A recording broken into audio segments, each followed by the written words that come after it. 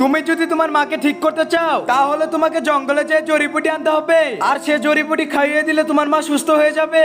আর হ্যাঁ, ওই জঙ্গলে যাওয়ার সময় তুমি দুইটা পথ পাবে, একটা ভালো পথ আর একটা খারাপ পথ, আর তোমাকে বুঝে নিতে হবে কোনটা ভালো পথ আর কোনটা খারাপ পথ। আচ্ছা ঠিক আছে, রাস্তা তো পেয়ে গেলাম, কিন্তু আমি বুঝতেছি না আমি কোন দিকে যাব, আর আমি বুঝবো কিভাবে যে এটা ভালো পথ আর এটা খারাপ পথ?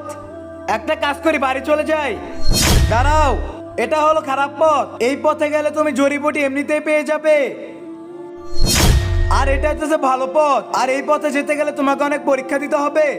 একটা কাজ করি, খারাপ পথের জড়িবুটি নিয়ে যাই। আর একটা কথা মনে রেখো, তুমি খারাপ কাজ করো না, আর তোমার ঈমান শক্ত রেখো। না না না, আমি এগুলো নিব না। আমার অনেক পানি পিপাসা লাগছে, আমাকে একটু পানি দাও। এই ধরো ভাইয়া, পানি খাও। আজকে দেখা যাবে এখানে কে জিতে, কুরআন নাকি শয়তান। কুরআনকে ভালোবেসে থাকলে চ্যানেলটাকে সাবস্ক্রাইব করে দাও, আর শয়তানকে ভালোবেসে থাকলে কিছুই করার দরকার নেই। এটা শুধু একটা পরীক্ষা ছিল, আর তুমি পরীক্ষাতে পাস করেছো। আর আল্লাহ তাআলার কাছে দোয়া করো যাতে তোমার মা সুস্থ হয়ে যায়। এই নাও জড়িবুটি, এগুলো নিয়ে তুমি বাড়ি যাও, তোমার মাকে খাইয়ে দাও। আর কমেন্টে তোমরা আই লাভ ইউ আল্লাহ লিখে যাও।